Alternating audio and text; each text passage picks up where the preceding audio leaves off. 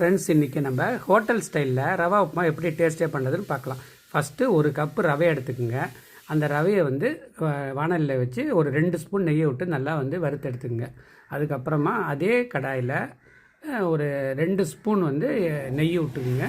ஒரு 2 ஸ்பூன் தேங்காய் எண்ணெய் விட்டுக்குங்க. தேங்காய் எண்ணெய் விட்டுக்கிட்டு அதுக்கப்புறமா கடுகு 1 ஸ்பூன், உளுத்தம்பருப்பு 1 ஸ்பூன், கடலைப்பருப்பு 1 ஸ்பூன் அதில் போட்டு நல்லா தாளிங்க. அதுக்கப்புறமா ஒரு 10 முந்திரி பருப்பை பொடி பண்ணி போட்டுங்க.